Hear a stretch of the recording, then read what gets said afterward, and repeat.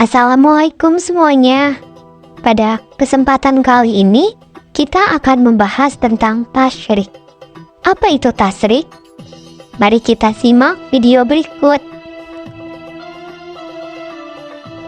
Tasyrik dalam konteks hukum Islam merujuk pada proses penetapan hukum atau ijtihad yang dilakukan oleh para sahabat setelah wafatnya Nabi Muhammad SAW. Pada masa ini, para sahabat menghadapi berbagai permasalahan baru yang tidak secara eksplisit disebutkan dalam Al-Quran maupun hadis. Oleh karena itu, diperlukan usaha interpretasi dan pengambilan keputusan yang sesuai dengan prinsip-prinsip syariah.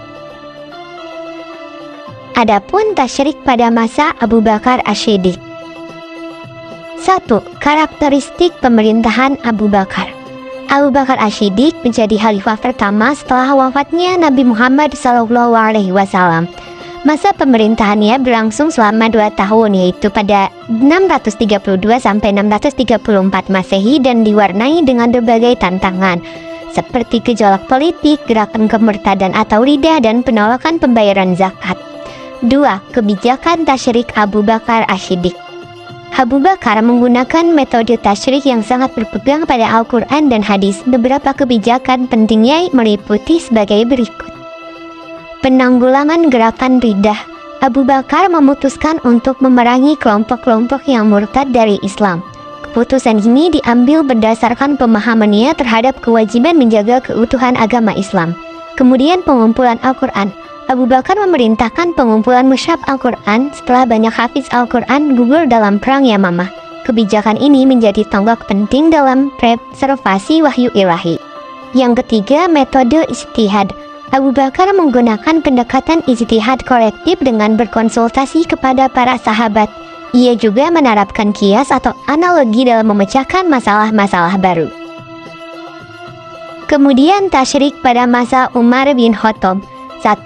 Karakteristik pemerintahan Umar bin Khattab.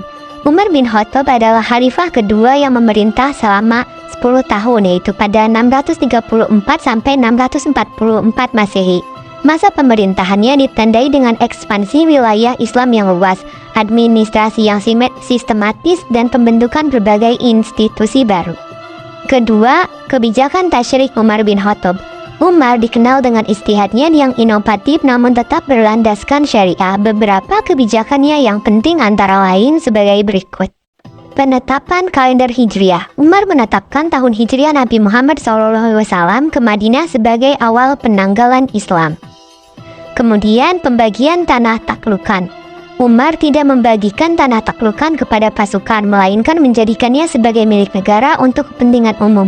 Kebijakan ini diambil untuk menjaga stabilitas ekonomi dan pemerataan kesejahteraan. Kemudian regulasi sosial.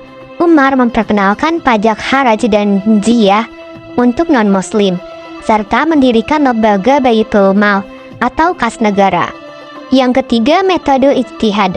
Umar sering menggunakan ijtihad dengan mempertimbangkan maslahat atau kemaslahatan umum. Ia juga terbuka terhadap pendapat para sahabat lain dalam mengambil keputusan. Pendekatannya yang fleksibel ini menunjukkan kemampuannya menyesuaikan hukum dengan konteks zaman.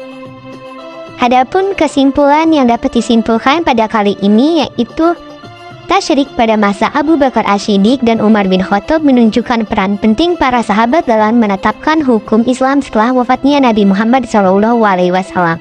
Meskipun pendekatan mereka berbeda, keduanya berkomitmen menjaga kebutuhan dan relevansi syariah. Kontribusi mereka tidak hanya memperkuat fondasi hukum Islam, tetapi juga memberikan contoh tentang pentingnya ijtihad dalam menghadapi dinamika zaman. Terima kasih sudah menonton.